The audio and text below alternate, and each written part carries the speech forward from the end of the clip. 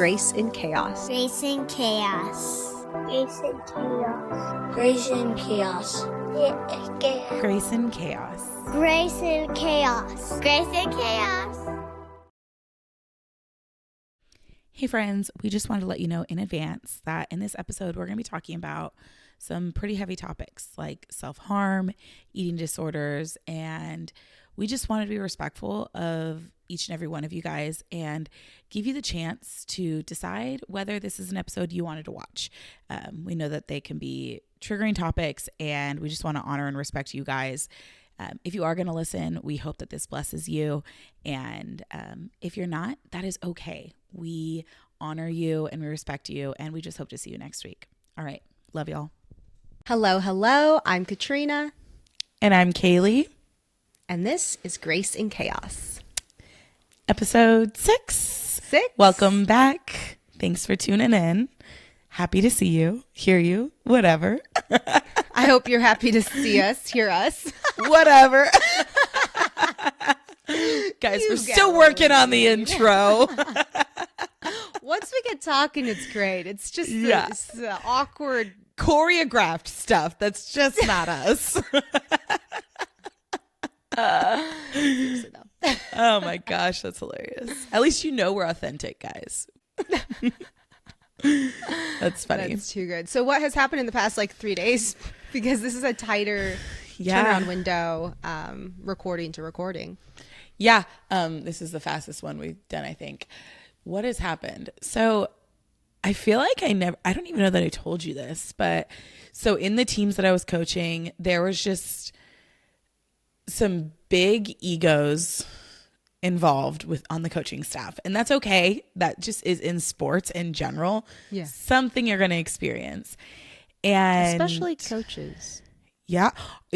Honestly, transitioning from the player to the coach, I realized these coaches have bigger egos than even the players, because you got to think about it. If you're coaching, it's because you were really good. So you take all of the really good players that then take their knowledge that they have and want to be coaches.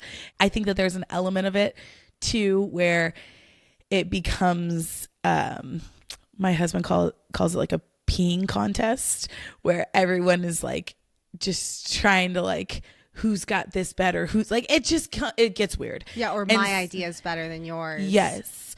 Or my background's better than yours. I know more than you do. And, or there's even the worst case where someone in fact doesn't know and feels like they have imposter syndrome, but they take that out on everyone else. And I think I'm in the midst of that. And it's funny because everyone can see it, and it just gets so much ick and you can just feel it. It feels gross. It feels like the enemy is trying to sow division, and unfortunately sometimes people fall into that. And I'm a firm believer. Me and my husband's favorite song, it's Can't Steal My Joy. My daughters ask every time I get in the car, play Can't Steal My Joy, mommy. And I'm like, yes, we stand on business about that. And so every time I walk to the field, I am singing that song. But then I also sometimes will jokingly, when things are going awry at a game or a practice, and I feel bitterness welling up in me, I'm singing, I've got that joy, joy, joy, joy down in my heart. Where? Down in my... So I am and it's really funny because I don't make it a spectacle, but I'm that is so great. Yeah. And so it's funny because it's become a joke to me, but it works. That's where there's very truth real to it. Yeah. And so we're dealing with a lot of that right now. But when that happens, parents complain because they can see it and it becomes a thing. And I am just so grateful for the fact that the Lord wrung out all of my ego about things in the last 4 or 5 years. In the last actually 3 years alone, the Lord revealed to me that competition is not healthy for me. Whereas in college, it was my biggest strength. So I thought that made me great. It had to be the strongest of my group. I had to be able to lift on the platform with the girls that are the biggest girls on the team that are lifting the heaviest. I'm going to get up there with them. It was what made me the best. But then as I got into the real world, comparison, like we talked about, is a thief of joy. And the Lord just revealed to me, I do not want you using that anymore. It got you to where it got you. We're done. Leave that behind. That is your former self. And I'm so grateful that he worked on that for years, because now I'm just not even entertaining it. And so athletic directors are involved. It's become kind of a thing. And I am so proud, because I'm like, no, I'm not even like engaging. If they ask me, like they want to bring us in today, and I'm like, I have no problem having this conversation. I'm not intimidated. I'm not fearful, because I've been honest. I've been true to myself. I've been true to the Lord. And like, I'm here for it. Like, I'm okay with whatever happens next. I just am so grateful, because this is the first time in my life that I've experienced this competitive something where I haven't played into it wrong. And so I am really like grateful / let's see how this goes. Yeah. No, totally. I mean, that's never fun to go through, because especially when you're not involved, you're still part of the staff. Oh, I unfortunately am involved. It's I'm not involved in a sense of like I did anything, but it's my presence that has caused this. Because you're challenging all of these. I'm not even challenging them. It's just literally like the girls love me, like love me. And it's because I am not like, I will run the heck out of you, but I'm not going to scream in your face. I will challenge you. I will hold a standard and say, I'm not mad at you. This is just the standard. Or I will get on them. I have really high expectations, and I will love them through it. I'm a good coach. Like, I'm a really good coach. And I think that rocks it. No, I get that. It's interesting because early in Henry's coaching career, he was really hard. He grew up with hard butt coaches. Yep. Really tough, stern, like tough love, and rip them, all the things. Yeah. And so that's how he knew how to coach, and he's also somebody who can handle it. Where not every kid, and especially nowadays, like things have changed. We're in a different generation. Like some kids cannot handle that. It's so deconstructive rather than like pushing them and the intention. It does not bring out good in them at all. Like they'll crumble under the pressure. And one of his mentors early on actually shared with him that, you need to love these players up. And it's what you're saying. And actually this coach was like very successful and older, and he had this wisdom, and he shared with Henry, and it really stuck, and it really hit Henry's ego, because at the time you think you're doing what's right. You're like, no, I'm being hard on them because I love them. But if you don't show the love, how do they know where that hard is coming from? Yeah. You earn a right to coach hard. Like to coach hard like that, you have to earn it. Yeah. And I'm not like, I mess things up. There's things in this game and coaching that like I'm not good at. But you asked me to love on these girls and to teach them good, sound fundamentals and to call them on their crap. And I'm good for that. Like, me coming in and being loved so much by these girls and loving them so much. And nothing is going to steal my joy. And I think that at the end of the day, that's what rocked the boat. And it's fair. I could totally see other perspectives, all the stories that someone can create in their head. Like I totally understand it, and I give so much grace. And it's actually, this has been the first time that I've had like direct in my face conflict where I haven't responded at all. I mean, there's been some crazy things like where the girls get mad and I look at them and I'm like, no, go about your merry day. We're not entertaining it. Go. Mm-hmm. And I think that that's where I am so proud of myself. And I can't even begin to take credit other than just knowing like the Lord has changed that in me, because my old Kaylee would be coming out her Christian. Like, well, it's interesting. I mean, that you're just sharing this is real life, but as I was listening, all I could think about was how relevant this story is to what we're talking about today. Oh, that is so good. I didn't even think about that. This was not coordinated at all. See? No, I had no idea what you were going to talk about. But just to kind of skip my catch up and dive into it. It's only been 3 days. Yeah. But it's funny because that is exactly what we're going to be talking about today. Self-image. It's how you view yourself. And just hearing that story, it's very easy to get caught up in comparing yourself with other people. Even when you talk about your former self and how you cared about being the best, it's like those are things you thought you had to prove in order to be like, this is who I am, versus how God sees us. Absolutely. And once you recognize, lean in, and embrace viewing yourself how God sees you, For sure. you don't gotta fight. Like what you're Yeah. saying, you don't have to. There's no argue. fight to win. There's The no- battle's already been won. Yeah, and He really heals your ego and your insecurity and all those sorts of things. So we're going to be talking a lot about that in different ways, our journey and all that. But this is a topic that I am very passionate about because I believe the Jesus glow up is real. It is a real thing. So real. And it's also just the fact that I have always struggled with insecurity, confidence, and self-image most of my life. And when I open up about that to other people, they're typically surprised because I present myself confidently. I do things that project confidence. But I've learned that there's a difference between fake it till you make it and faith it till you make it. Yeah. So that's just something, and we're going to talk a lot about that and our journeys and our healing. And for me too, the past few years, I think motherhood was like a really big point in my life that I started seeing myself how God saw me. Yeah. And there's so much more layers to that. But before we get into our journeys, our healing, and all those sorts of things, I wanted to start with scripture because I think it's important to start with the truth. Because we will be talking about our struggles, and those struggles ultimately are just lies. And this is the truth, and this is where I can, from that story where Kaylee is at now and constantly trying to, you have to realign every day to see yourself this way. And the struggles still happen. We're not healed. We are healing and growing closer to the Lord and all that. So I am going to read Psalms 139, 13 through 18. And it says, "For you created my inmost being. You knit me together in my mother's womb. I praise you because I am fearfully and wonderfully made. Your works are wonderful. I know that full well.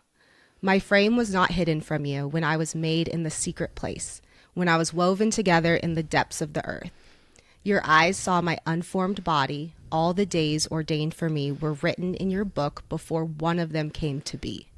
How precious to me are your thoughts, God. How vast is the sum of them. Were I to count them, they would outnumber the grains of sand. When I awake, I am still with you." And we'll get into that even more, I think, as we talk, but that is the truth.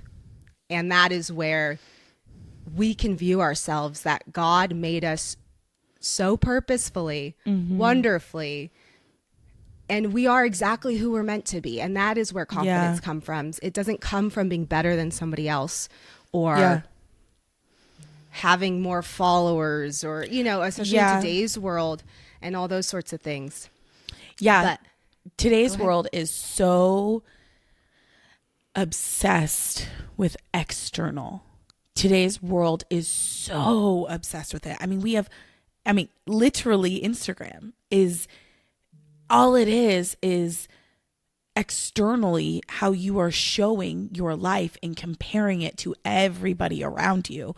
I mean, I'm reading a book and it's called The Anxious Generation, and it talks about, well, it might ruin us. It really, no, I feel so convicted in so many ways, but like the invention of a front screen camera, we are obsessed with our appearance. We are obsessed with how it's just so toxic.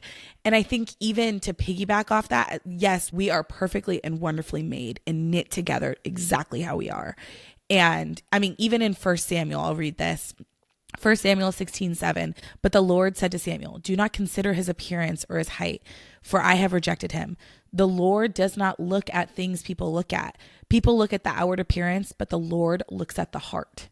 And so I'm like, man, as much as we have social media that can show everything going on externally, which is all can be photoshopped. People can get surgeries to fix and this, that, and the third. And listen, I'm not here to judge any of that. Do what you want. If you've talked to the Lord, that's your conviction. Do what you got to do. Pray about it first, hopefully. But I wonder what it would look like if we had a social media app that showed what was really going on in your heart. Like, what would that look like? If we look at these people and you really see, it's like, man, I want the eyes of Jesus. I want the eyes of the Lord where I can see what's going on in someone's heart. The Lord doesn't look at the external. So what are we doing? And if we want to be Christ-like, then what really are we doing?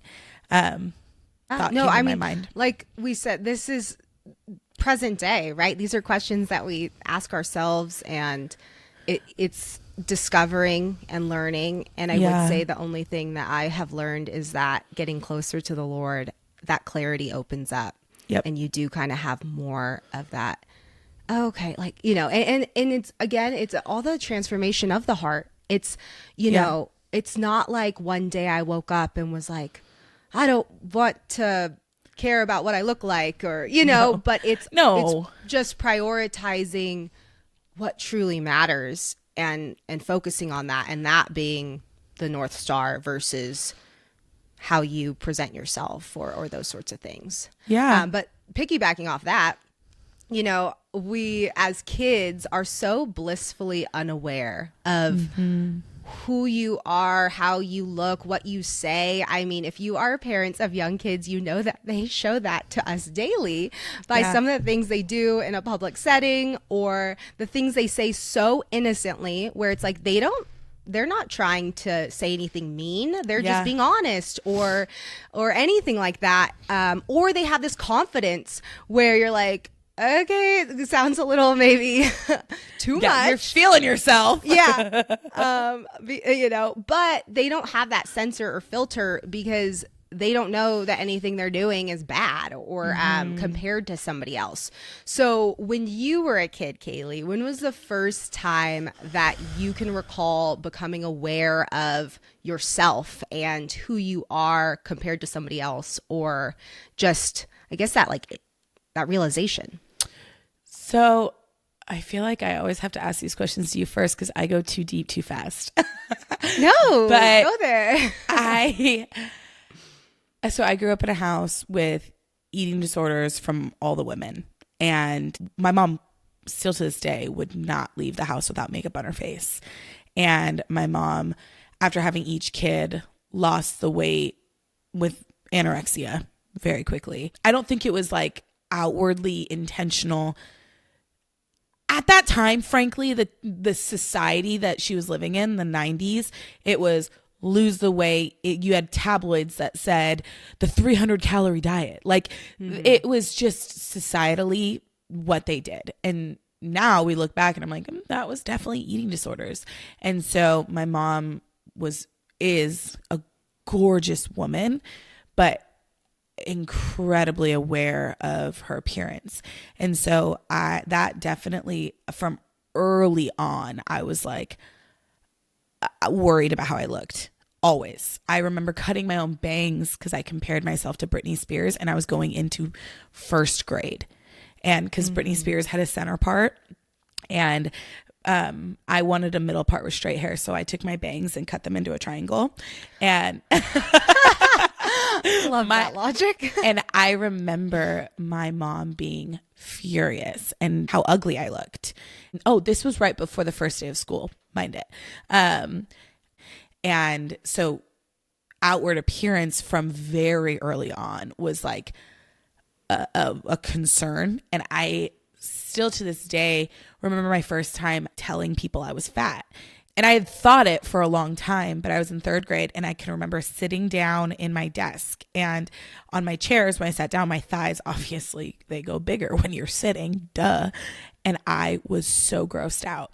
And I remember crying in class and I was at a little table with my friends and telling them I'm so fat, and they all thought I was being so annoying.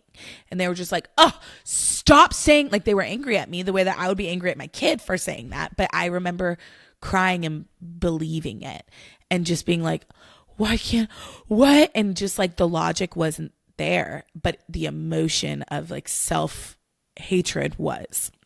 And then it affected both us girls pretty substantially. By the time we were both in high school, we were a hot mess express as far as body image. And now I think my mom did the best she could with what she had? Absolutely. Do I think that my mom wasn't aware of how bad it could impact us? Absolutely. Otherwise, if you know better, you do better. I don't think she knew better, but it definitely affected us tremendously. So very early is the answer to the question. Yes. No, I mean, we're friends, so we've talked about these things before. Yeah. And this is actually one of the things that really brought us together, because we had very similar feelings early on in childhood, where I would hope that most kids don't think about these things. You know, you want your kids to be innocent and confident and all those things. And very early on in my childhood, did I feel feelings of being not good enough, or that I was fat or bigger than the next person. So I can totally relate to that as well, as much as you don't want to admit that. It's like, you know, who wants those thoughts? Not me. But still don't just want there. them. No, I'm like, take a hike.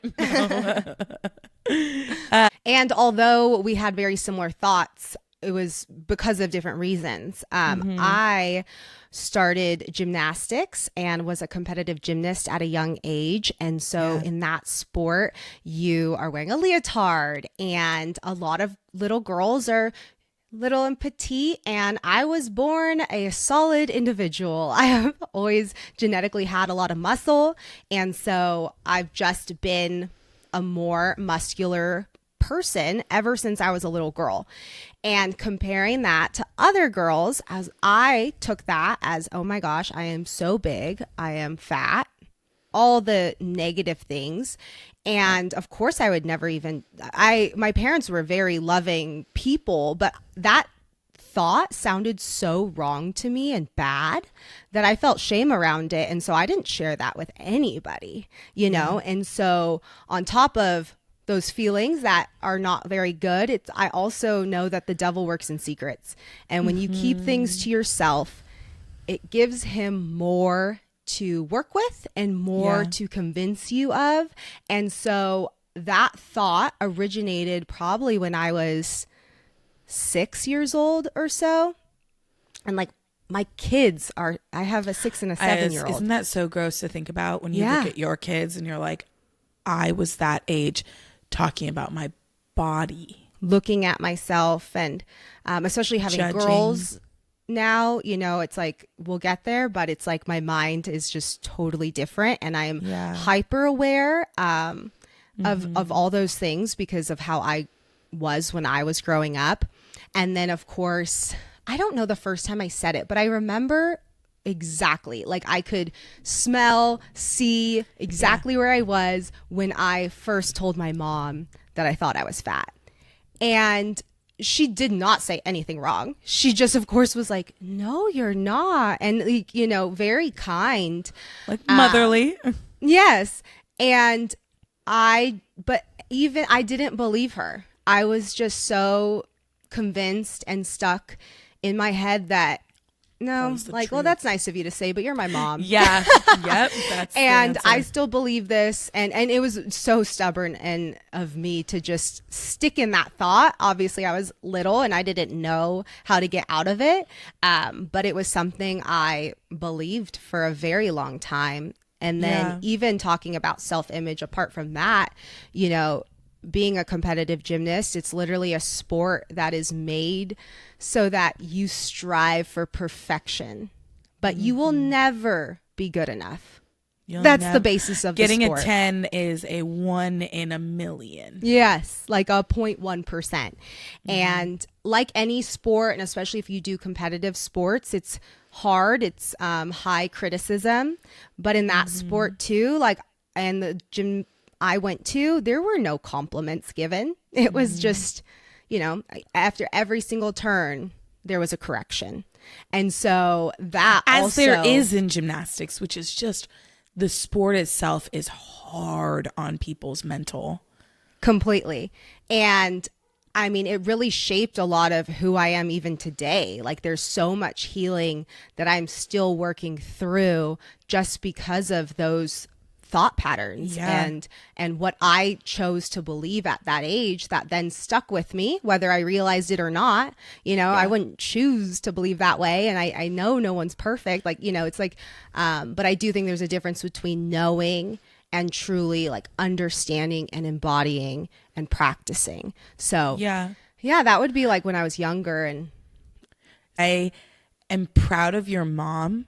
So in my house, that was one thing that was different is I got called fat. Like in my house, that was just, I remember my brother and sister would insult me with that. And I wasn't. You were not. Fat. You've shown me, I mean, not that I ever would think you were, but you've shown me pictures. You were certainly not fat. Yeah. But my brother could not put on weight. Like he looked scary skinny all of his life. He had this metabolism that was like unbelievably, he'd be in the middle of eating and have to go to the bathroom. And you'd be like, are you kidding me? And my sister was really thin because she took after my mom in a sense of like really cautious of what she ate. But of my siblings, I ate like, and then the balance of this all was my dad was morbidly obese my entire childhood. He's now since, lost so much weight and is living a very healthy lifestyle and goes to the gym, and I'm so unbelievably proud of him. But it was almost like this direct split in our household where my dad and I were fat, even though I wasn't fat. My dad actually was overweight, but I ate like my dad, where I was just like, I'm eating, like I'm gonna finish my plate. But it didn't affect me because I played competitive sports. But then my brother would eat everything and not gain anything. And then my sister and my mom were very, very restrictive. But in my house, that would be the insult I got, is whenever we were fighting as kids, they would call me fat. And my mom wouldn't say you're not fat. My mom would tell them, hey, you just can't say that to her. Like you can't say that. But no one said you're not fat. It which was also, and I've, I like her intention was to correct, but it also then perpetuated that being fat is bad.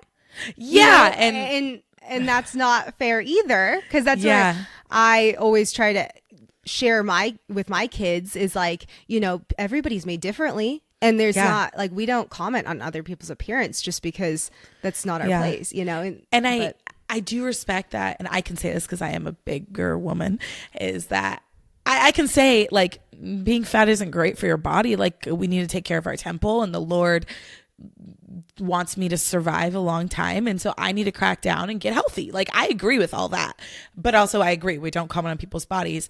But then the other thing, use it as an insult. Like that's not loving in general. No. But then the other thing that you commented on is like the sport of gymnastics. And so my girls are in gymnastics. They are at one of the best gyms. Actually, I think it is the best gym in Dallas or in North Texas at all. I think they're Russian coaches that are like, and there are little girls that are Beckham's age that are phenomenal, and they are getting just worked. And I like when I say, I mean, it is scary to watch. Like I'm watching it and I'm okay with it because listen, you gotta do what you gotta do. They're gonna be great. One of the girls from the gym went to the Olympics last year and has a gold medal. Yeah. And so listen, greatness is greatness. I don't have a problem with it, but I was like, I don't think that this is our sport because I know it's coming soon, the moment of comparison. Well, I can be her, if she does really stick with it, I'll be her mental health coach because I get it. It's a lot. I think that some of the concepts are good to learn in general in life, but at that young of an age when you're not fully developed and understanding of what the big picture is, you just like, our gym was Russian and Romanian, and I had a level 2 coach that would stretch me in the splits, and it's probably added to my positivity, but it would hurt, right? Like she's literally stretching my leg over my head, and this was the first time that she kind of did that. I think she was a sub. I can't remember the details, but she does this and I'm like on the verge of tears, and she looks at me and goes, don't think about the pain. Think happy thoughts. Sing your ABCs. Think of happy things. And literally that is what I'm working through today. Like, don't pay attention to anything bad. Don't look at anything that makes you sad or mad. Just shove it down there and be happy, and everything's going to be okay. Everything's going to be okay. That is so horrible. Core memory of I was 6 years old, 7 years old. Oh, She's Trina. pulling my leg over my head. It hurts. Don't think about the pain. Think happy thoughts. Oh my God. And they don't realize the Yeah, and effect. like she's my coach, right? At that age, she knows all, and so I was like, okay. And I'm such a obedient. Yeah, like, in I general, we was a both kid were like that. Like, yeah. yes, ma'am. Yes, You've got okay. it. If that's what I'm supposed to do, that's what I'm gonna do. I trust you. I believe you. So all of that, and Oh my gosh. I also think it could have been gymnastics. Yes, not great for your mental, but then you add when we grew up, and I mentioned this earlier to you. It's when we grew up, being skinny was like the end all be all. Kate when Moss, we grew up, Victoria's Secret one way. and that's still it. Like, to a degree, tabloids were just so horrible. Where the And they were things that they're popular. saying, yes, Because we now didn't it's have kind of social like media. ew. Now you're like, oh my gosh, that's so silly. Like you just don't even believe it. But at the time, it was like magazines were the thing. And magazines were saying this person put on 4 pounds in a matter of 3 weeks. Is she gone off the rocker or is she just fat? Like, it was literally like, what? Like, I remember Britney Spears putting on weight, and it was like the worst thing that ever happened. And I remember being like, ew, she's let go of herself. Like, even me in Yeah, my you 6th believed grade it. glory. But like, that was just the world that we grew up in. And every other ad was a weight loss. And I mean, to a degree, do we experience that today? Sure. But it was just the world we grew up in was obsessed with weight. Obsessed. And maybe it's just pivoted now and it's not so disrespectful now. And I'm sure there still are tabloids on socials, and there's And TMZ now it's like and blogs blogs, and and there's horrible things now. But I think that kids, almost the algorithm has to feed them it if they're consuming it. And I think kids, hopefully these days, aren't experiencing like the tabloids like we did. Now they're just experiencing comparison. And maybe it's all the same. I don't know. We'll see in 10 years when these kids are grown up and if they're jacked up. But I wanted to ask you, do you think your kids are aware of their body image? And like now, have there been any moments that you're like, oh, Yes. So a couple of things. One thing when I think of that, since I grew up with that, I am very aware because I was also somebody who when I was little up until this probably very moment, I weigh more than I look. Like I am a solid person. And so when I was even in gymnastics, like coaches would comment like, oh, you're heavy. Like you're heavier than I thought Anticipated, you were, right? yeah. Because they have to spot you and hold you and carry you. And although I wasn't huge, I was just solid person. it reminds me of And- my daughter, Kalia. She's just, we always talk about this where I'm like, and Jax. And Nova, honestly, all of our kids are just strong, dense little humans, but none of them are out of shape by any means. Yeah. And love that. Mina has a different body type. She's long and lean. But Nova has my body type, and she gets it from both ends because Henry's genetics are exactly the same. He is a solid person. I'm a solid person. So we made a solid person. And so I am always just very careful about saying, oh my gosh, you're so strong. Or like, Oh. you're growing so big. Like, because sometimes, let's be honest, we're parents. When you pick up your kid who is now "Oh!" 5, they are heavier than when they were 3 and all those things where you're like, oh my gosh, you're so heavy. But I'm just aware of even someone commenting on how heavy I was, what that did to my psyche. Yep. That I don't say that or do that. I'll just comment on how strong they are and also play up how that is literally a strength because I viewed my muscle so negatively for so long, probably until I was in my for sure until I was in my 20s. said probably. I was like, I hate think how much muscle I had.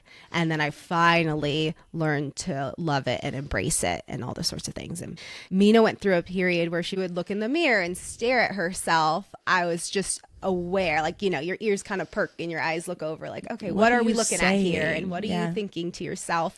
Are you happy? Like, yeah, pleased with what you see?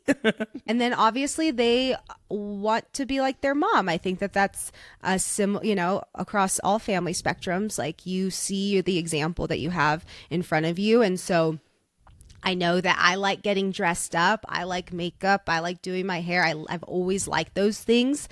And so we learn this off social media too, that I've shared. Make sure that you put, like, you know, if they want to play with makeup, I'm okay with it, but it's all about being fancy. It's not about being pretty. Nova one time she's definitely made comments about like, oh, I'm prettier with makeup, like to herself. I was like, no, you are pretty. Like, I love you without makeup. And then when she'll take it off, she goes, I'm Nova again. And I'm like, and I do like that, because I'm like, yes, that is who you are, but like you are that person even with the makeup and without. Like, we don't want to say like there's one thing that means one thing and then there's not an alter ego. But even Mina will question like, why do you have to put on makeup? Why are you putting on makeup? And we'll just explain that it's just because I want to today. You know, you don't have to, and there's plenty of days I don't wear makeup or I don't get dressed up. It's just something I like to do. And also, Nova likes makeup more than Mina. Mina is all into skincare right now, which I love and I think it's adorable. But as a kid, it's very easy to think like, okay, if we like different things, one's good and one's bad, where that's not true, right? No, and so I'll explain, like, you know, Nova likes makeup. That's her thing, and that's what she likes. That's okay. If you don't like makeup, that's okay too. That doesn't mean anything. You know, there's not one thing's better than the other. It's just everybody has their own preferences. Yeah. But what about you? Oh dear. So I think I messed up a lot in the beginning. So I was always very fit and very athletic, obviously playing all the way through college softball. And then I got pregnant literally my senior year of college, and like right at the tail end. And I gained a lot of weight when I was pregnant with Kalia. And then I have her and I lost a lot of it pretty quickly. Like I looked healthy. So I have Kalia, lose the weight, have Beckham, and then COVID hits. And then postpartum hits me terrible. I had postpartum depression horribly, and I put on 100 pounds. But you also didn't get diagnosed with that until she was like 18 months, I want to say. Yeah. Well, no, Beckham, correctly? it was 10 months? You know, you're right. So I have her in December. COVID hits in March. Yes, of 2020. COVID hit. We're inside. I didn't work out. I think I had postpartum depression and was just in bed endlessly. And so when I was little, I will say that really early on with my body image issues, I started restrictive dieting very early. And by the time that I was in, I think 8th grade, 9th grade, I would take Hydroxycut when I felt too thick or fluffy. And then by the time that I was in junior year of high school, taking Hydroxycut every single day. And by the time I was going into my senior year of high school, I had gotten down to like 98 pounds and I was fully bulimic.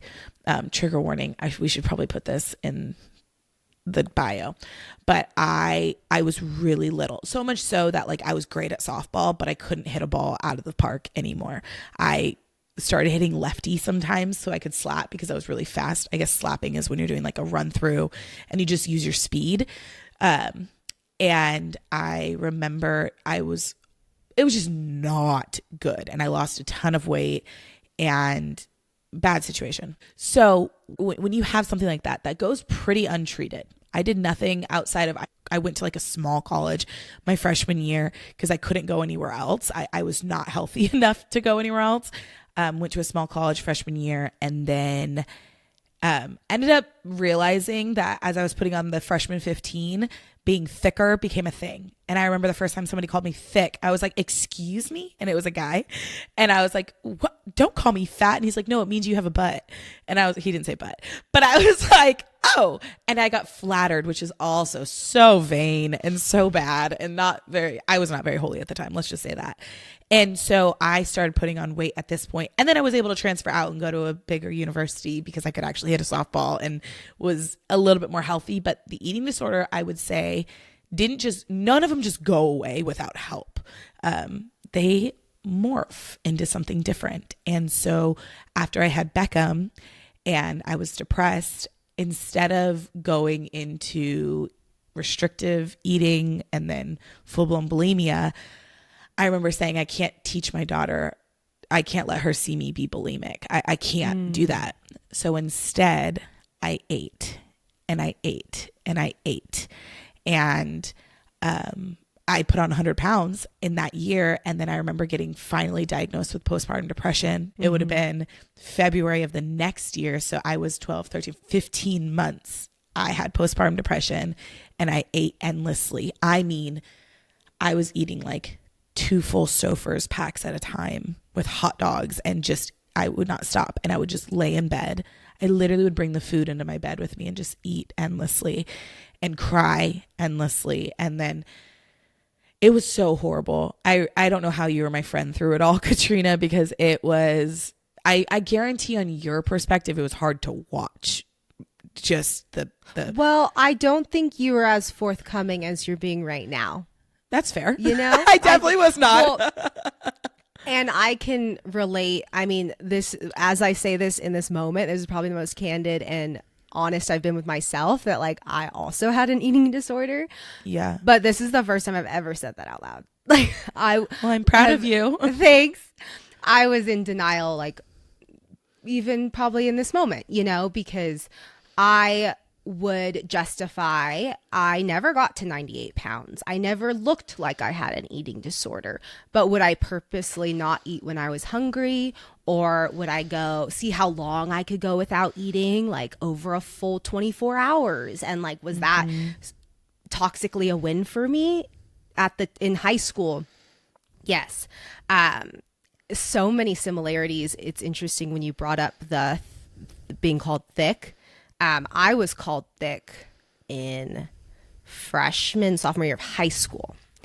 And I think high school just takes a whole other, you have your middle school is when you kind of start really, like, we had our thoughts early than I think a lot, but majority you have those comparative thoughts in middle school, high school, and high school is just a mess for girls, I think, or at least from my experience and for most that I talk to. But when I quit gymnastics, I went through that like post-athlete body, right? I was working out 4 hours a day, 5 days a week, and then I wasn't. So I gained weight. That's normal for any athlete, Just no matter what. Subjectively, when it's you quit. regular. Yeah, or stop playing. And so that happened for me. And then joining freshman year, and again, never was I fat or big or anything like that, but I was bigger than my friends because I hit puberty quicker, all the things that I was just a more solid person. I'm going to keep saying that. Yeah. And then through my junior and senior year, did I start restricting more. Yeah. And, I think that was the way I could control things. But it was so secretive. Like, I would not talk to anybody about it. And that's the only reason why I say what you were saying, or like, you didn't tell me about it. And I didn't know that you were eating that much, and as a friend, it's like I was there for you during that time, but I didn't know the truth either. Yeah. I remember us having conversations and you just being like, okay, well, I guess we can do this. And I was like, I know what the problem is. We don't need to find the problem. And I remember maybe I was lying to myself because I remember going to the doctors and trying to get diagnosed with PCOS because like, that's gotta be it. But like, I'm sorry, I was keep going. It's just, well, yeah. it's And to crazy. bring it back to when we were friends and you were going through that, I didn't know how to help you because I have my own issues when it Yeah. comes to food. Who am I to tell you or guide you on how you should do things when I'm over here, my default to not eat, and Yeah. I just don't think that. I mean, I know that, of course, as friends, you're there to work through things together, and I believe Yeah. that. But I wasn't even honest with myself and my struggles. So then I was not as helpful to you because it was like, who am I to speak on this when I don't know how to guide her? The last time I did this was through Herbalife, and we've all heard about that. And that's why Herbalife was like, I feel so disrespectful talking about it, but it was our fault. It wasn't Herbalife. Yeah, We just user wouldn't error, eat. okay? That's why I Not the lost, honestly, that's why I lost all the weight. And I think that even you saying that, is it always, that's the hard thing about body image and self-image, is it doesn't just go away. It is a work and it is a process. And so I have to get back now full circle to answering the question on my kids. When I put on all this weight, Beckham has never seen me thinner. And so when she looks at pictures of me before versus pictures of me now, she will ask like, oh, she says, Mommy, you were so flat. I knew there was a word that they use that is Flat. cute, like Which their I little just braids. love, like, and she's not wrong. And so I remember it hurting me, and Alexis was like, don't say that. And I was like, wait, hold on. And I realized later on that night when I was talking to him, I was like, we screwed up. Our reaction to it, that's what she's basing her perception of it off of, is our reaction. And I was like, we have to be really careful. And so we have made some really, really firm rules. I remember you saying the strong thing where you were like, you're so strong when you pick up your kids and they feel heavier. We do that because that was one of the coolest things. I was like, that is great. So we say they're really strong. We never say that they're heavy. I made a very firm rule with anybody that's around them, anybody in the family, anybody. You are not allowed to comment on anything body-wise. I might look crazy. Maybe I'm sticking my head in the sand or making them naive and they're going to have a rude awakening later in life. Sure. But right now, for these first however many years I can control it, you are not allowed to comment. My mom has the worst habit of commenting on, oh, look at her little bubble butt, or, oh, she's so thin. Gosh, she's so skinny. And we've gotten into fights about it where I'm like, we don't talk about that. Keep your mouth shut, please. And those are fights. Like, and I'm willing to fight over that. So we never comment on that. If she grows out of something, Kalia actually got really self-conscious about her size the other day. And I was like, whoa, you are not too big for the clothes. The clothes are too small for you. Like, it's the clothes' fault. It's not your fault. You're growing, you're eating, you're healthy. Are you strong? Yeah. Okay. That's all I care about. And so we really have to be conscious of that with her. And like, I got a scale because I have a sticky note wall of the weight I want to lose to have a baby. And the girls got on the scale and they start comparing, and Kalia's been getting on it more often. And I had to like pull them in and say, this number is literally just the amount that the world is pulling you down to. And because I'm trying to explain gravity, I was like, it means nothing. And I was like, the number means nothing. And it is irrelevant. Anybody else's number is different. That's irrelevant. Who cares? And so I'm trying to be so protective of that. And I don't know what else to do if anyone has any other advice, but like, my biggest fear is that my own issues can be passed down. And so even right now, I'm still overweight. And that's just factual, that I'm way past the weight I need to be right now. And even in that, I'm like, God, I'm not showing them great patterns. How do I raise kids to be healthy when I'm not necessarily doing it right now? And I'm trying to make the changes and I'm doing everything I can consciously. But it is this like I have to really make sure that I don't go into condemnation, and like, Yeah. you know, I have to be really careful about completely. And I mean, it's really, that's how I think about my healing journey and how I've been really trying to really, like, that's why I always say healthy habits, because that's the goal, is just living a healthier life. And the biggest way I can kind of put things back into perspective, and it really does come from God and how God sees us, is, you know, what would my dad want for me? What do I want for my kids? What am I teaching them? How do I talk to them? How do I show them how to eat? That is how I should be doing it.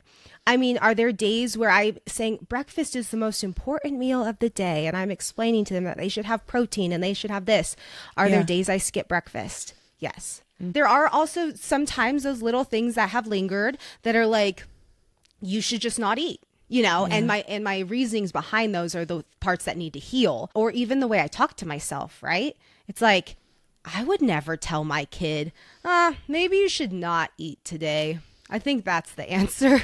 You know, as simple as that. And that's not even getting into the condemnation and the, you know, self-hate that we listen to sometimes.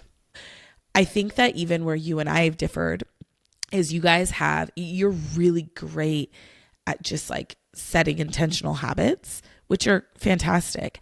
And I think that you have the mindset of all or all, usually. Like, it's like, if I'm going to do this, I'm doing it. I that's just not a healthy or sustainable lifestyle for me, because then I revert back to unhealthy habits. The restrictive. All or all to me is, if I'm going all or all, I'm binge eating and purging. Like, there's no in between. Like, listen, I'm free from a lot. I have been freed from a lot, and the Lord has been good to me, and I have surrendered my weight to him over and over and over again. It's like, this is still an active process for me, and it could be a lifetime process. I don't know what it'll be, but I do have hope that the Lord can restore it all. Like, I still live in the hope of, God, you're going to do it. Like, I trust you.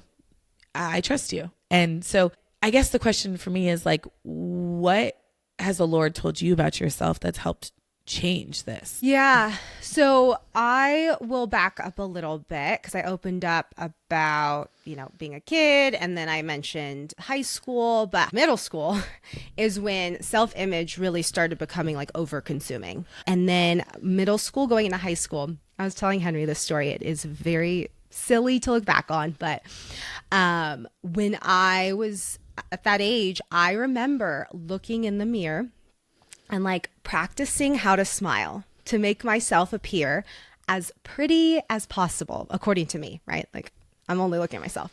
But along with that, then you are picking apart every single thing you don't like about yourself. When you stare at yourself in the mirror long enough, you will find things you don't like. And then when you start looking in the mirror just casually, you start looking at all the things you don't like. And I was just so consumed with how I looked. And so much so that when I got into high school, I would still do that. And I used to wear my hair on this side. It's like my side part. Side the hard part. side part. And this side of my face, I thought was my good side, which is Wait, funny. hold on. We flipped the camera. Is that your left or your right side? It is my left side. Okay, because we've always had the clash of us having the same good side. No, but okay, wait for it, because I will not claim a good side anymore. Fair. Like, this is healing, all right? That's on healing. Maybe when we were first friends, we weren't as healed. I think that's accurate. Jesus. But, and this is this is the very beginning of my healing journey. So I would literally like hurriedly like do the smile, make myself like, I'd raise my eyebrow. No, detailed practice. This was not jawline like, oh, that on was good. fleek. That one wasn't. No, why is that one good? Insane to look back on, but it was the truth. And so like this, I would always like kind of go up a little bit. Yeah, the jaw, all the things. And then when I got to like my junior year in high school, I had this revelation, which I think God was just slowly being like, excuse me, daughter, my child. My face was uneven. This side look different than this side. Like even today, I can do this eyebrow. I can't. And I it's not manipulated my Botox face. or anything. No, that is not Botox. It's all worn off. But like this eyebrow, I like manipulated it to be higher. And I was like, oh my gosh. Now, of course, not everybody's face is made this, like not everybody has the same, but I knew I manipulated my face. I did that to me because of being so consumed and staring at myself and looking and all the things that were just so unnecessary. And so I remembered realizing that and was like, okay, I'm going to start doing a center part because I cannot feed this thought and this everything. And I didn't really like how I looked in a center part, honestly, but it was to me that first step of healing of, no, God, we're not doing this you. anymore. No, like, and I think it, like, looking back, it's like God was telling me, I've made you perfectly. Now, because of your own wants and desires, you just change your own face. And it just hit me on the top of the head and was like, and it was interesting because I remember opening up to my friend about this, Megan, who's like one of my best friends today. Hi, Megan. And it was one of these like things. Who tells somebody that they practice smiling in the mirror like that? Especially in high school, nobody's gonna admit that, or at least I wasn't. And I always projected as if I was so confident, and secretly I had so many insecurities and so many things that I didn't like about myself, but I just would never tell anybody. And I always thought it was interesting because I know so many people thought I was so confident. How, it's like I had all those little check boxes that a confident person would have. I was a cheer captain. I had these titles as well, but yet internally there was so much that I struggled with that I felt like I wasn't good enough, or it doesn't matter. It's like I cared so much about what other people thought, but then anything good that somebody thought of me, it was a lie. Yep. I didn't believe it. And that's where it comes down to the, seeing yourself as God sees you, because self-image is so distorted. And especially if you are feeding the lies. Yeah. Can I ask you, was there a little bit, and so just because I'm curious and there's no right answer, but I was very similar. I would stare in the mirror and I would look at the things people saw, obviously, and like practice the smile and practice the jaw extension and all of it. Was there a little bit of you that when you were looking at yourself, picking yourself apart, that you were like, I'm her? Like, ooh, I look good still. Like, were you almost like there's the voice that's telling you I'm not good enough, but then as you get to the right pose, you're like, there she is. Yeah, of course. That was the goal. No, so that was the whole reason I did it, right? Was to try to be that perfect everything. Pretty, perfect, whatever I thought in my own head. Yeah. What I thought was good. Yeah. So that's why I asked that, because I was like that. And so I would look at mirrors. I would walk by a mirror and like it almost looked like I was being arrogant, because I would like try to make myself perfect in every reflection that I saw, or I'd check myself out and be like, okay, you're still good. I mean, okay. But it was rooted in self-hatred.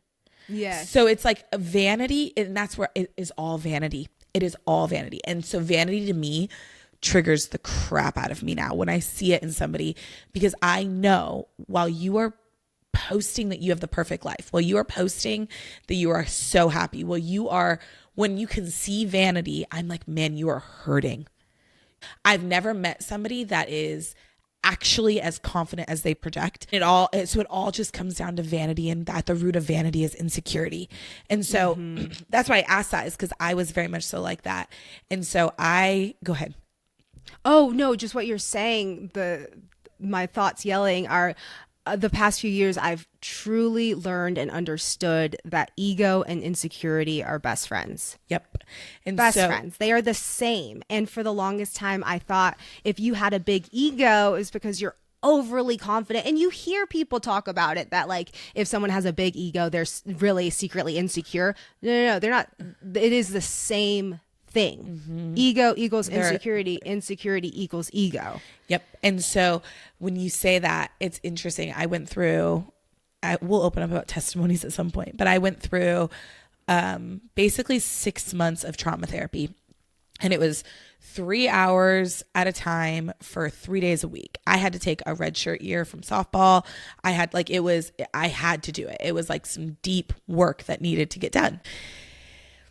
One of the classes was on like self-image, because I think obviously if you're trigger warning suicidal, which I very much so was, you hate yourself. And so self-loathing in my home growing up was just like the number one thing. Suicide was just like a monthly conversation of like a real thing we had to worry about. Self-hatred, self-deprecation, all of it. And so in this session that I went to, my therapist puts a mirror in front of me. And oh gosh, even as I talk about it, like my hands start shaking because I'm like, it was hard. She puts a mirror in front of me and she says, I need you to look at yourself. And I look, and I have no problem looking at myself. I have no problem looking at my reflection. Because also at this point I was at my peak, they say. And she's like, no. I need you to look in your eyes. And I was like, huh? She goes, look at your eyeballs. And I could not do it. Every time I would glance at my eyes, I would like look away. And I remember her saying, we're not leaving until this is done. And it's an 1.5-hour session. She's like, do you want to be whole again? Like, do you actually, this is the work. Cause obviously you have to sign a contract when you go into like, this is outpatient therapy, but it could have very well been inpatient where I'm living at this house. Like it was a very real thing.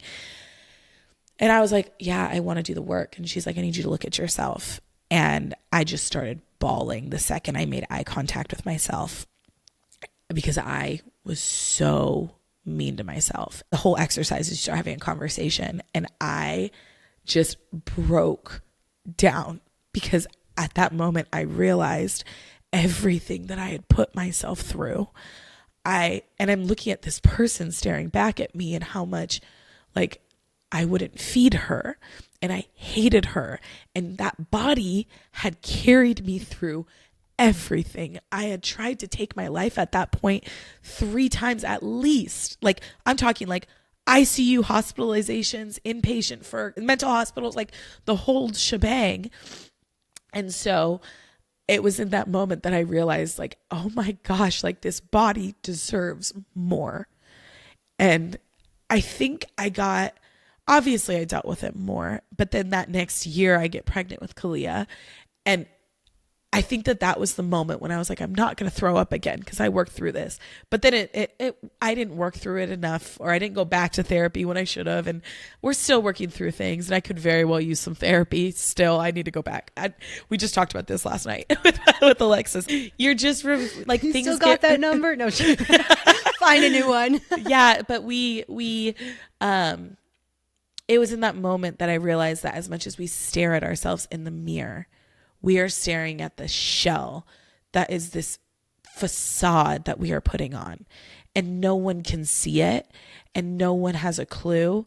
And you're right. Ego, pride, and envy, and insecurity are all there. It's one attack from the enemy. Mm-hmm. And I think when you really start studying who God made you to be, that's when you can just like really accept peace. Lighter. It's, you carry all, especially like I said, it's the secrets that weigh you down. And even like you opened up a few episodes ago about the marriage, and like how someone saw you and was like, you just look lighter and more joyful. And it's like, I feel that in the past few years that I am just lighter because I am healing, and I'm not, like I said, there's still work to be done. Like you said, I need to go back. Maybe I need to start therapy, but it's also, it's like, I know that I have grown, and, even with what you're walking through right now, the fact that you have the want, the desire, and the not, who to go to when you're struggling and those sorts of things. Completely. I think like anybody listening that's dealt with this, and that like, if there's guilt and shame about how did I let my body, because I go there where I'm like, this is my temple. How did I do this to myself? All of that right there. There's conviction. Conviction is very real. Conviction is where the Holy Spirit can say, hey, we've really got to take care of ourselves. I need you to live long and a healthy life. And at some point, your body will break down. I need you to take care of it. That's conviction. But what the enemy will do is he'll take your conviction and he will twist it and mess with it to where now you're in condemnation of how did I let this happen?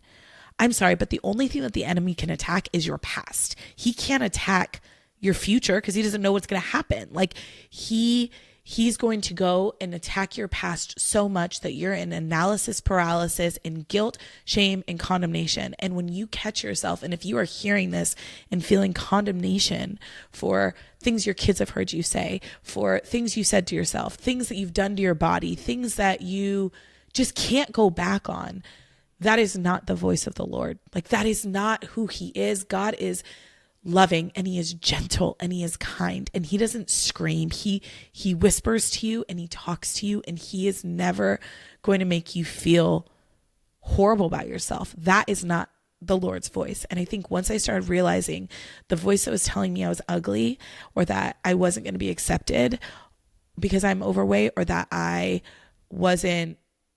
frankly, I think the comedy of it is I felt like I wasn't going to be accepted because when I was littler weight and working harder and harder to get skinnier, I wasn't accepted then. And now the enemy is telling me I'm not going to be accepted now. So you know for a dang fact, it's the devil. It's not the Lord. And so I think the more I've just take every thought captive and make it obedient to the Lord and test all things according to his word. And so if there's the voice that says that I'm not beautiful, okay, well, is that what the word says about me? Is that really what the word says about me? And if you're comparing it to culture, just know culture is wrong. It's been wrong since the day of Babylon. Like it's been wrong since Old Testament. Like they were getting rid of whole cities, Sodom and Gomorrah. Like the culture's always been jacked up. So if you're comparing who you are today to the culture, you're already wrong. You compare who you are today to the word of God. And once you do that, yes, you're going to get convicted about, let me take care of my temple, but you're not going to feel self-hatred because that's also not of God. Does that make sense? Yes. No, the first thing I thought of, like, because I will still have self-hatred moments, you know, Yeah, they're not as long as they used to be. And like I said, and even with where I am today, like I have healed so much. It just doesn't mean that like those thought patterns go away, or if I get busy, like that's where the control tendencies come back in. And when I get busy or I'm stressed, those are when I revert back to skipping meals, or you know, it's like the old patterns creep back in because it's a control thing. It's not a surrendered, you know, everything's going to be okay type thing. Yeah. But when I have a self-hatred moment, and I've even talked to you about it, and I love when you explain the conviction versus condemnation. I just think to myself about like, how would God talk to me right now? Yep. Like that is who I need to hear from. And that is whose voice matters, because the other voice isn't him. And typically I come to the fact that he's telling me, I've already forgiven you. Mm-hmm. Like it's, you know, like, and I will forgive you again. And if it you know, like if you do something that you feel guilt and shame around, like he is so gentle and kind, like you're saying. But to me, the thing that hits me the most is just like, I've already forgiven you, and you need to now forgive yourself. Yep. And have that mirror moment where you look at yourself and you're like, okay, I need to make peace with this body, with this mind, with this everything, because God already has. He's just waiting for me to accept it. Yes, to accept it, surrender, not be fixated on the appearance, not be fixated on those negative lies that are being told to you again and again, that you are at this point, when you have the awareness and you do grow closer to the Lord, now you are making the choice. Yeah. Because you do know when you know better, you do better. And so that's and then where, when you like, know better, there is going to be a higher level of accountability to do better. Mm-hmm. So I think that that's the piece that we also sometimes want to like, oh, I didn't know, or I knew, but I made a mistake. Well, you knew, and now there's accountability to do. yes. And it's like, even like you were saying, you know, once you're saved, it doesn't mean like, you know, and we have such a loving, forgiving God, you don't take that for granted. It's not like you can just be like, oh, whatever. You know, It it's is like what it is. the conviction you feel is for a reason. Yeah. And for you, I mean, that's really what it is all about. I also think about motherhood for me was one of those truly transformative times in my life mentally, especially when it came to my body, because I realized what my body was designed to do. You know, I would take for granted so much of the day to day. And of course, used to view it like by just what it looked like. And then to experience carrying a child for 9 months, giving birth, and all that came with it after, you know, and it's like, it just gave me this appreciation for what your body is truly designed to do. And obviously gratitude to the creator for making this miracle possible. Like, how was I sitting around beating myself up, looking in the mirror, thinking I didn't have a thigh gap when I just created life? Like, my body That is so good. I'm still laughing because that is so like, I created a whole human that doesn't have a thigh gap. I'm okay with it. And then, yeah, you want to go there, talk about the healing journey that you get to have when you watch your kids. And it's like, even down to, I've always had a gummy smile. When I smile and laugh really big, my lip goes up and I show a lot of gums. From the earliest I remember, I've never liked that about myself. But Nova has it. And I think it is the cutest thing I've ever seen. And it's like, how can I look at myself and hate it, but look at my daughter and find the beauty? It is, you know, and that epiphany for myself was like, wow, you have just bought it. You know, you still tell yourself that same lie, and it's not true. And that's the biggest thing. It's like what you were saying, coming into agreement with these lies. And that's what that's what, to me, as I've gone closer to the Lord, I have realized the lies that I have bought into about myself that are just not true. And you can let it go and surrender at any point. You know, and I think over and over again. Surrendering. Yes. I'm glad we're on the same and page. that's where even, you know, like we're saying, there's still things that creep in there or struggle or whatnot. But at the same time, I have come so far in such a long way. And being a parent has helped because, like you were saying, it's like I want to lead by example. I want to show them. I don't want to just tell them. And that's where I think that the more I have surrendered to the Lord, the more I have healed, even in my self-image. You know, it's like, obviously I've healed in a lot of other areas of my life and letting go of control. But the self-image piece is the one that I have seen and experienced, and also in ways that I can't even explain. Like, it really comes to the fact that I'm not fixating on it anymore. Like, unfortunately, I have a pattern that I did for so long, so it will creep back in if I'm not intentional. It's a neural pathway. It's physiologically in your brain.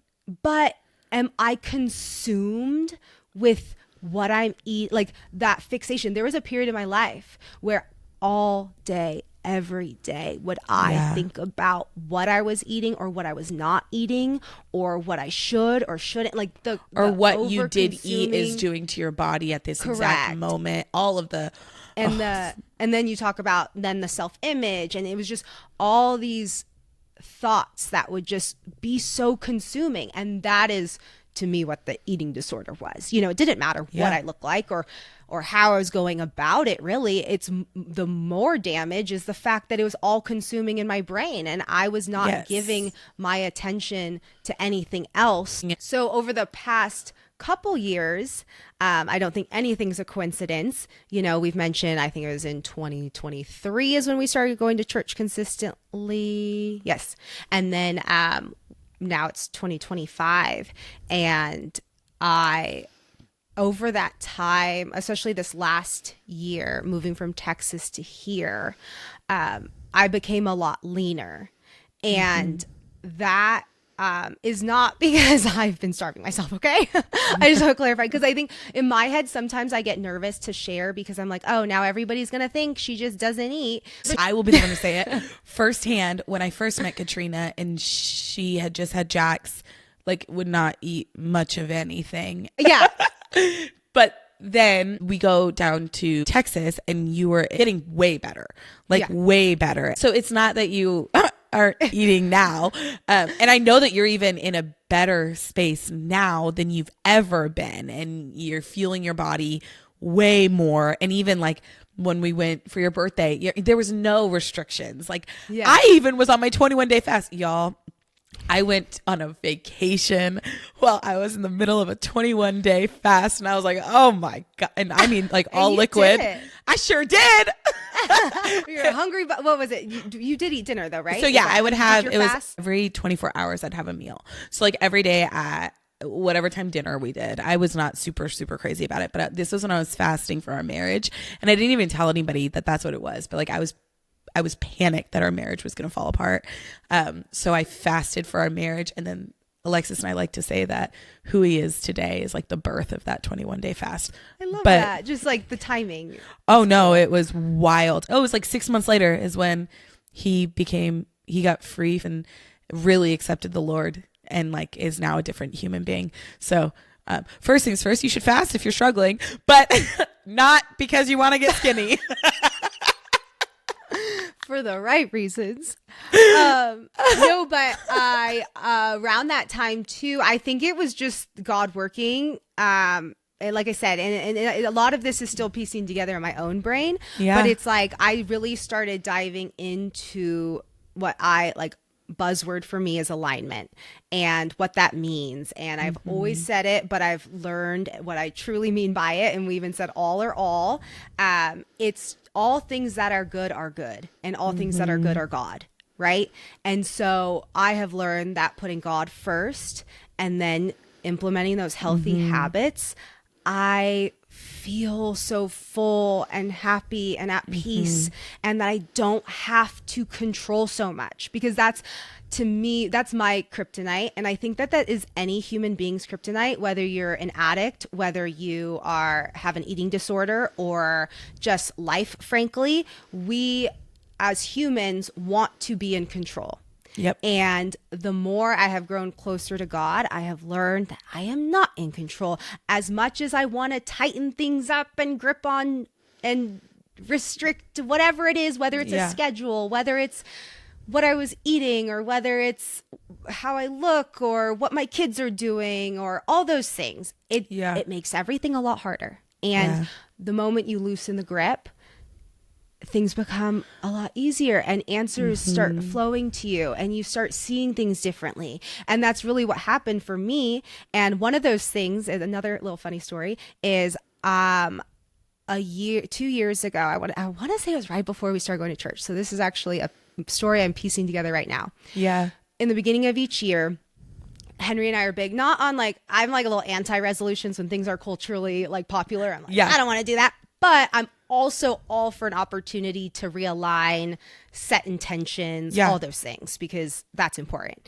And so this year, I'm sure I was inspired by some exercise, but basically I wrote down my ideal future self. And not only like, it's not about what this person looks like, it's about how this person feels. Like, I carries themselves in their heart. That peace. And literally that, because when you become a mom, there are things that just happen that are like, oh my, just sometimes, for me at least, I'll speak for myself, emotion can overtake really easily. It's just like, and you do feel out of control. And so I was like, I want to be a person that no matter what happens, not that I'm okay with it, but I feel like it's okay. Yeah. Not that I'm saying it's okay. I want to be in alignment with myself. With what I say, I just want to embody and be that person. And so I wrote down what that person looked like. Okay, so if you want to be a peaceful human, what does that person do? Oh, this person goes on walks and they do, yoga and in my mind, it's like was me convincing me that you don't have to go to Orange Theory, which nothing wrong with Orange Theory, but to me, that's a little bit of a torture fest. And so I was like, and I used to think I had to torture myself rooting in self-hatred versus self-love and honoring myself. And so it took a while, but all of a sudden I started walking every morning. And it was this habit that helped me so much just to get up and walk. And it was more the mindset of, you know what, I'm just gonna shift my perspective that I don't have to, I like, again, healing so much of cardio makes you, Well, so can I add that you used to, before you did this, you ran every morning for like miles on end. And it wasn't out of self-love necessarily. When you realized you needed to walk, it was because you needed to love yourself, because cardio had become a punishment rather than peace. I used to, and this running habit started actually when I was a junior in high school. So I used to run every single morning. Then I was like, you know what? I'm just going to start walking. And I forget what like even made me do that, but I did. And then long and behold, I actually started like losing weight and being leaner. And I just like showed me that because I had bought into the lies for so long, and there were so many lies like all tangled together on, you have to do this really hard workout.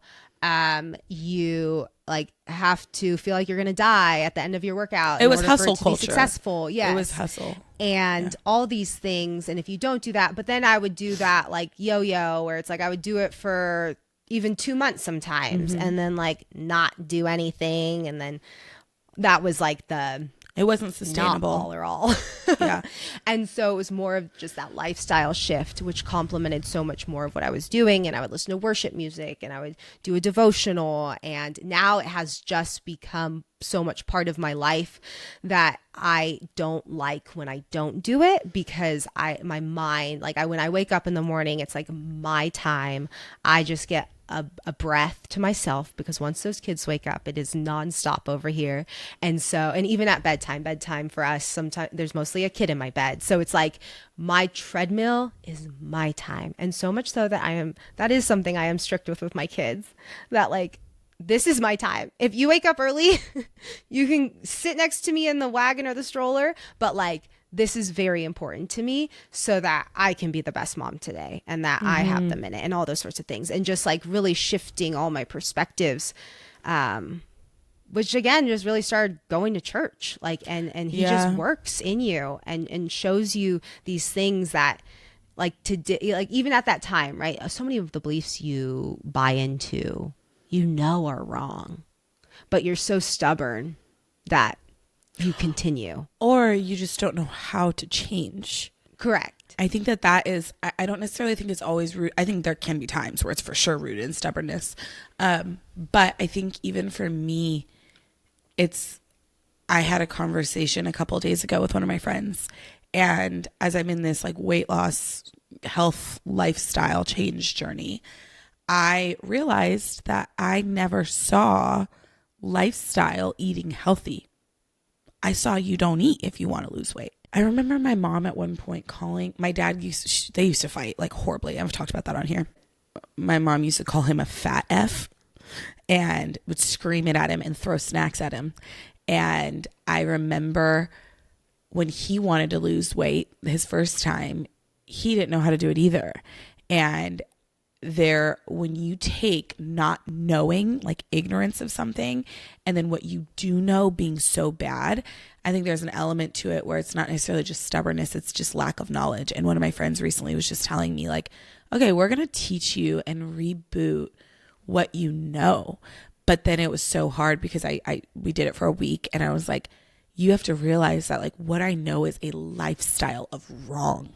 sometimes what you know factually now I have all these facts that I'm just like, it's like the facts then have to become so ingrained, because what we were talking about earlier, where you're like, that's in my brain. Like I learned in this therapy that I went through, they showed me like a 3D of a brain, and they showed the neural pathways on a brain, and they explained it as, okay, have you ever watched like a dirt bike race or a bicycle race or something, where when there's a left-hand turn and all those grooves that are in the dirt, and how there's one groove that they all like to go through that just kind of is the one that everyone goes through. And then sometimes someone will take a different angle. That angle can either work or it can't work sometimes. And then that new angle, if it was a great one, now more people take it and the groove gets deeper and deeper and deeper. Our brains are like that with our neural pathways. It's like this thought process of, if I do this, I get this result. If I run 10 miles in the morning, I get this result. That becomes such a deep ingrained thought process. And me, the thought process of, if I don't eat, because I still will do it where I won't eat. Well, now I don't. Cancel in the name of Jesus. But like I would, it'd be 2:00 and I'd be like, oh shoot, I haven't eaten. And it wasn't even conscious. It's subconscious of, shoot, now it's 2:00. I'm going to go binge eat because I'm now starving, and I'm not treating my body with the nutrients that it needs at this point because I'm just desperate. But the only way to get rid of that deep neural pathway is to then take a different route. And then you have to consciously, every time your brain gets to that choice of which way am I going to go, you have to consciously make the right one, the deeper one.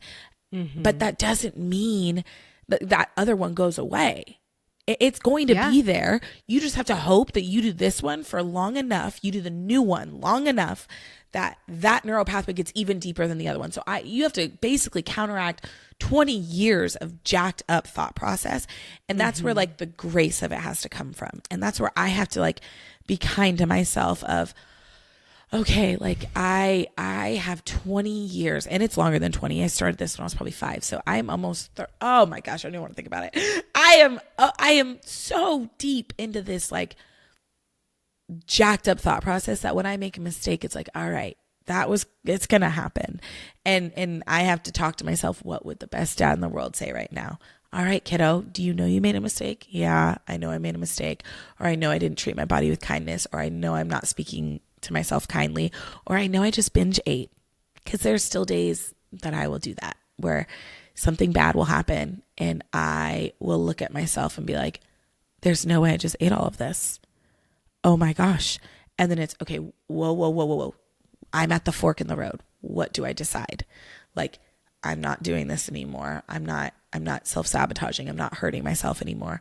I'm going to make a better decision my next meal, or I'm going to go on a walk and be kind to myself. I go back to my relationship is, once we let go of everything that we wanted came to us because the Lord provided. And it's so there's obviously in me, I haven't surrendered all of it, or else the Lord would already have been working through it. Like, you know what I mean? Yeah. I haven't surrendered it all. And so as I'm even processing all of this, I'm like, all right, there's another layer. It's like everything's like, we're like an onion, and I've gotten one layer of healing. Now I'm at the next layer. Completely. I love how you just explained that, because before you even said grace, I was like, you just said that so gracefully, and it's so true, because, even just using the word stubborn, like, then puts it on you as if you are purposefully not changing, or you're purposefully not doing anything. And you were talking about the neural pathways, and it's true. Like, I know that it's literally called RAS, reticular activating system. If you want to look it up, it's neurology. It's a real thing. I didn't know that. I just knew of my little grooves in the dirt. That's the only, I like looked up something on the side real quick, because I was like, I know it's RAS, but I'm pretty sure it stands for reticular activating system. And that's where, again, like, this all comes from, because it's like, you do have to learn these things, and you do have to give yourself permission. Henry and I, we call it the drift, when you, let's say, are breaking a habit, or you are on this pattern of, and that's why we say all, you're doing all the good habits. You're going to church. This is our version. Okay. Yeah. Everyone's is different. Yeah. Everyone's is different. But for us, it's like going to church every Sunday. Well, that is everybody's, should be, if you're saved. There's that caveat. Listening to personal development podcasts, and for me versus like a pop culture one, movement, making healthier eating habits, prioritizing protein, all the veggies, the things, spending quality time with your kids, like all those habits that fuel your soul. Like if you're doing that, then guess what? You feel good. And somehow you start losing weight, and somehow you're happier, and somehow your kids are doing better in school, and everything works together. But we are human, and there are times where we skip church on a Sunday for any reason, or I'm going through, and like life comes in phases. I don't wake up a few mornings, and I'm not walking every morning. I feel it. And then guess what happens? When you stop one little thing, then it's a trickle down effect. And you're like, I'll just eat this. I'll just go have my kids watch a YouTube show because it's easier. And slowly but surely you start drifting away from the things that you know are most important. And even like you were saying, comes a time where you binge. And it's like you have that moment where you're like, okay, I just drifted. And Henry and I will say, we just have to get back to the track as soon as possible, because it's very easy when you start drifting to start drifting in other areas, and drifting in your marriage, and drifting in your friendships, and drifting in literally everything. It does become easier to just slack and not be so dialed into all the things that you do actually want. And I will sometimes do that where, and like we both have similar past patterns. So if I binge, or I wake up and I'm like, oh my gosh, I have a stomach ache, I just ate so much last night. Unfortunately, a thought that pops in my head is like, okay, just don't eat for as long as possible. And I'm like, no, I'm going to get back to all those habits that I know serve me as soon as possible. And there might be a little bit of maybe my stomach hurts for half the day, and I'm just going to have to deal with that, but I'm not going to then match a drifting further. I'm going to, okay, get up, do my walk, eat breakfast, do the things so that, it's kind of getting back on track. So interesting, because even you saying that, I tell my softball girls all the time, and this is so wild, heirs breed heirs. And I will be like, hey, heirs breed heirs. I need a leader. So when one girl makes a bad throw in a drill, it's like the wildest thing, because the next three will. And I need somebody that's next that says, hey, I know you made an error. I've got you. Give me the ball. And so even I have to be the leader for myself of like, it's okay. I've got you. I'm like, we had a bad day yesterday. We went to the movies. You had a whole thing of popcorn. You ate and you're allowed to enjoy life. Like there is like, even saying that, I'm like, you're allowed to have a whole bowl of popcorn. That's life. Like, but if you feel guilty for it, it's like, okay, that's fine. I, myself today, am going to take care of the self of yesterday. And like, I'm going to make a better choice today. And so this is even just like revelation for myself of like, wow, as much as I look in the mirror and I'm grateful for the former version of Kaylee that took care of me and that my body carried me this far, the Kaylee today can also take care of that version and say like, you made a mistake or you didn't make a wise choice yesterday. I don't have to beat you up for it. You already know it. I'm going to pick you up. I've got us. That was that first thing that came to mind.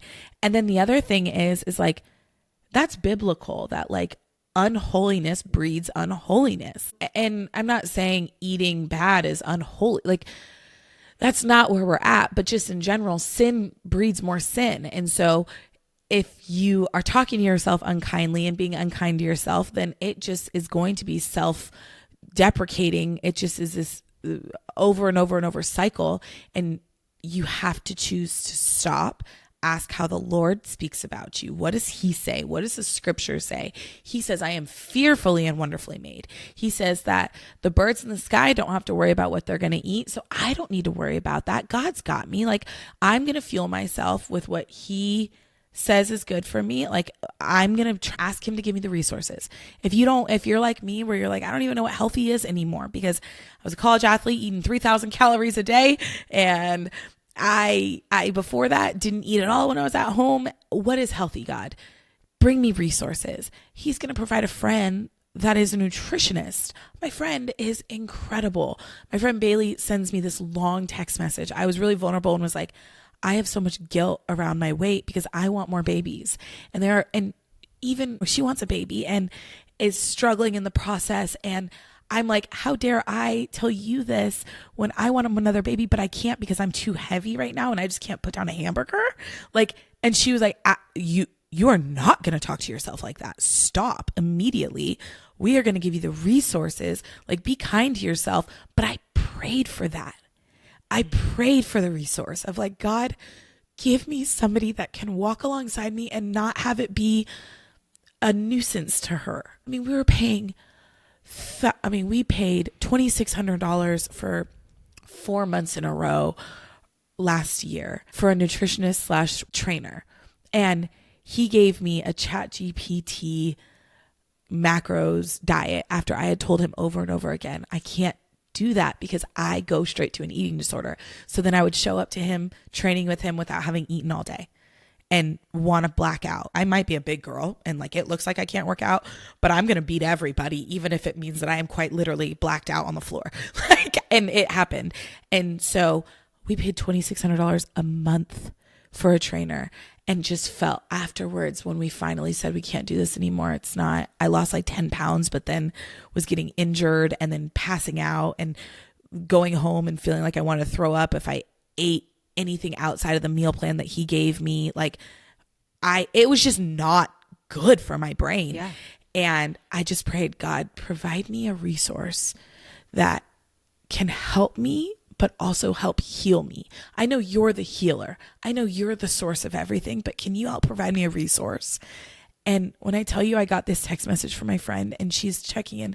Hey, how much water have you drinking today, girly? Hey, do you want to send me photos of your food? If not, don't worry about it. You're a grown woman. But do you want to do that? Would that make you feel more supported? Like, I couldn't be more grateful for a God that provides resources in a place where you feel so helpless. But it's like that where you say, you start walking and you just feel at peace. Like I feel at peace knowing that God is going to provide me the resources and that I'm not stuck ever. And that the image that I have of myself, like I'm more loving to myself now than I was when I was skinny. Like I am 100 pounds heavier, literally. And I am kinder to myself now than I even was when I was little. And for that is only God's grace. And some people listening could be like, you probably shouldn't be so kind to yourself. No, like I will be kind to myself because no matter what I look like, God made me and I am worth being alive. And he is doing a work through me and in me. And I am worthy of being alive. And like, I don't know. I'm so grateful for God's grace and mercy in this all. It's so beautiful. I want to go through a podcast without freaking crying.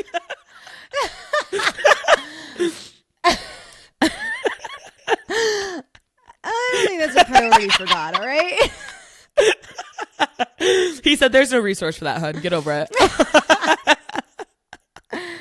No, that is so good and so beautiful. And that's, I think, I'm somebody who loves to like have, I guess, an answer. You know what I mean? And Yeah. that is based off control. You know what I mean? Yeah. Like I love to like, and that's where this episode is so important to me though, because not everybody has the same answer. Like you're even just saying right now, right? Like, and God does, but we are of the flesh and we need him to show us what we need because we don't know. You know, it's like you pursuing that trainer a year ago. You thought that would be a great idea. And by definition, it was a great idea. But that was not the person that was meant to be your trainer. Yeah. And you learn that, right? And we all have different examples of that in our own lives. And that's where when you talk about the onions, like the surrender like once you surrender something, even if it's the same area of your life, over and over. Yeah. you learn that you gotta surrender. There's a deeper surrender waiting for you, and then deeper. Not only do you have to continue to surrender that same thing you've been surrendering, because it will pop back up, that RAS system, that track, there's that choice alone that you have to make to be different. But then once you create a new system, you realize, oh, you mean I need to make another new track and another new track, God? Like, wait, I thought I just did that. But it's like and that's the growing, that's the healing, that's the learning, that's the journey of life and the work. And that's where it's like, even this podcast, like, you know, we have hopefully we had a nugget or two for you, but it's also just sharing that there's no end point. It's not, I was this and now I'm that. It's like forever learning and growing. And, you know, I hope that I continue to learn more about who I am in God's eyes and truly embody that, because the little bits that I've started, you know, lots of bits in the past couple years have truly changed my life. But I do believe there's more. Yeah. And it's same with your journey. Like, no, this is not where I'm ending. Full belief that there is more. But I love your heart, and I love everything that you shared. Thanks, friend. And I'm proud of you. I know that the fact that you just admitted something for the first time ever out loud like that alone, you deserve credit, because we've been talking about over and over here, when a secret is revealed, freedom can come. And I know that you've already been freed from a lot of it, and actually, like, disordered, I would say you can have some disordered thoughts, but you are past the disordered actions at this phase in your life. But I'm really proud of you. And I think that even last night I asked Lex, like, what was the point that we knew the Holy Spirit had, I don't know if anointed feels presumptuous or like a little bit egotistical, I guess, saying that like, oh, this is anointed. But I said to Lex, I was like, I know God told us to do this. God told us to do this podcast, but what was the moment?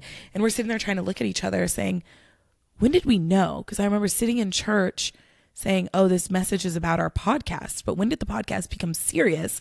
And when did he put that burning pressure on us that, like, us not doing it would have been disobedience, if that makes sense?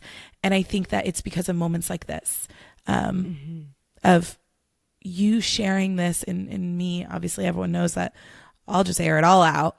But I know I'm just proud of you, because it took vulnerability on your side for sharing it. And that's because it's the first time, and first times are scary. And I love you. And I think I love you too. Sorry. That was important. I didn't want to just like ignore that one. No, I agree. I think that even after this last episode with the gifts, you know, after we recorded, I remember like turning off and going to Henry. I was like, that was good. Like I felt it in my spirit. I was like, I just think like that was a good episode. And then luckily we had to release it quickly, so I didn't have to think about it much, you know? Yeah. But I felt like the enemy trying. Like, I honestly don't even know what he said to me, but you know when you feel something's like off. There's a thought that wants to come in. There is somebody trying to get you to doubt and fear what you did, what you said, and all those things. And then we'll get a message from somebody that says that it spoke to them. And I told Henry last night, I was like, if there's... I was like, I don't care how many people listen to this or watch or whatever. Yep. But if one person gets something, like, I know people say that, but it truly is all that matters. That's all that matters. Yeah. And we're only doing this because, like, the conversation that we had today are conversations that we have had or have every time we get together. Yeah. And we're just honest with each other. And I think for me, like I said, I've just been on this quest to just be completely who I am. And I operated a long time for just showing one thing about me. And who does the world want to see? Yes. And a little bit of a performance, I guess you could say. And then I have my close knit of people who truly, truly know me. And I'm not scared to share that with anybody. which probably am, which is why I don't just like go for it. But this is for me, I'm just so thankful that I'm doing this with you, because this is the safest space I could ever have. Like when I'm talking to you, I have a dear friend who cares about me, who has had these conversations with me. And I feel more comfortable to share, because I know there's purpose in this. And even just me sharing today, the scripture I thought of was James 5:16, and it's, therefore confess your sins to one another and pray for one another that you may be healed. Yeah. And I just believe that so wholeheartedly. Even if it's not a sin, you know what I mean? Like, even if it's just a secret or something you're struggling with, a hardship, something that is just consuming you, sharing that with somebody, it gets you like a load off your chest. And I use the analogy of then, like, whatever is heavy, it doesn't mean it just goes away, but someone else is carrying that with you now. Yep. And helping you carry the load. Yep. And the moment you say something out loud and it gets out of your mind, you have someone else who can pray for you. That's why you have to choose your friends wisely as well. Yes. It's like, choose a group of people and surround yourself with people that are going to champion with you and fight with you and pray with you and fast with you. And like, you are not carrying the load alone. Like, it is. And that are also, this is something that I've even learned recently, that are also surrendering it to God with you. So it's not just, I'm going to help carry it because I have to carry it. No. If you are taking on your friend's pain, you aren't supposed to be taking it on. You're supposed to be helping surrender it. I am just transferring this pain to God and helping pray alongside of you. And that's something that I've caught myself doing, is carrying the load with somebody rather than carrying and transferring the load to God. But I'm proud of you, and I'm grateful for this podcast. And if you're listening and there have been things that have touched you, you have no idea. The people that have reached out, the timing of reaching out is God ordained. The way that when somebody reaches out, right when we're doubting, right? Like Katrina will send me a screenshot right when it's like, oh gosh, okay, is this really, because I was literally sitting with Alexis and was like, I believe that this was God ordained. Like, I know that God told us to do it, but when? And what did the obedience look like? When did it happen? I feel like I have amnesia. And then it was almost like you send me a screenshot of one of your friends, and I read it, and it was like God telling me, I don't care when, this is why. And I was like, okay, it doesn't even matter. Yeah. I don't need to know the details of when I felt it or when we knew it was, we just knew, and we trusted, and we went, and we were obedient, and here we are. And if one person, literally, it's been one person each podcast that has reached out and said something. I mean, there's been more, but like there has been at least one that's that defining reach out. Mm-hmm. And said something truly, that confirmed everything. And also has confirmed so many, like, if there is a doubt in an area of like, oh, did I share too much? Did I say too much? Oftentimes whoever reached out confirms that exactly what you were scared of is what they needed to hear. And I'm like, yes, God, thank you. Like that, I'm more grateful for that person. But for sure. But there's that element of thank you, I'm Jesus. like, thank you, Jesus, for confirming that I was supposed to share that, or whatever the case may be. It's just really, really special. So I hope you guys enjoyed this episode. I will pray us out. Okay. Dear Heavenly Father, thank you for just being a perfect dad, and just for being so gentle and so kind, and for showing up today in a big way, God. We can't even put it into words how just grateful we are for everything you've done, for you sending your son to show us what the ultimate surrender looks like, for you just being so faithful when we were so lost. Thank you for seeking us out when we didn't even know you were seeking us out, God. Thank you for every follower and listener that is listening right now, God, or that listen to any piece of this podcast. I just pray covering over every single one of them. I just pray that they until next week when they come back, God, that they can just hear the truths about themselves, that they are fearfully and wonderfully made in your image, and that nothing can separate them from you. God, that they are loved fully just how they are right now, God. Just, I ask this week that you scream your truths to them. God, we know you operate in a whisper, but can you yell this? Can you tell them that they are perfect and that they are loved and that they are worthy and that they were made just perfectly the way that they are, God?